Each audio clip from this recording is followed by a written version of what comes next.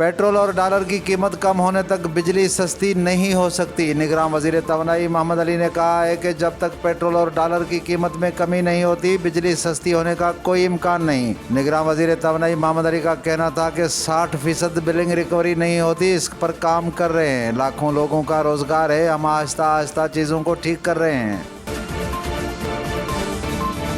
पेशावर में बेरोजगार दामाद ने बीवी से मिलकर सास का घर लूट लिया। पुलिस के मुताबिक चोरी की वारदात पेशावर के इलाके हयाताबाद में हुई, जहां दामाद ने ससुराल के घर में डाका मार दिया। पुलिस के मुताबिक वारदात में एक दिलचस्प बात यह भी देखने में आई कि शोहर के साथ उसकी बीवी ने भी उसका साथ दिया। चीनी की फी कीमत किलो में 15 रुपये का इजाफा। कराची की होलसेल मार्केट में चीनी की फी किलो कीमत 174 रुपये और बाजार में 200 रुपये किलो तक पहुंच गई। दुकानदार चीनी की कीमतों में इजाफे से परेशान हैं, क्योंकि शहरियों ने चीनी का इस्तेमाल ही कम कर दिया है।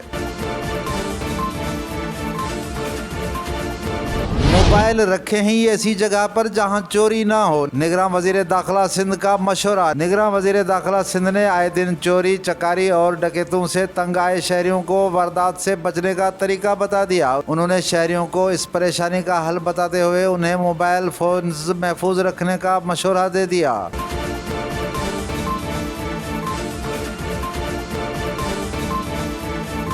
और इस्लामाबाद हाई कोर्ट ने परवेज इलाही की नज़रबंदी मुअत्तल कर दी। रिहाई का हुक्म। अदालत ने परवेज इलाही के MPO ऑर्डर कालदम करार देने की दरख्वास्त पर समाअत की। दौरान इस्तफसार किया कि इस्लामाबाद में कोई हंगामा आराई, कोई जलसा जलूस किया। इस पर परवेज इलाही के वकील ने बताया कि उनके मौक्किल ने कोई जलसा जलूस, कोई हंगामा नहीं किया।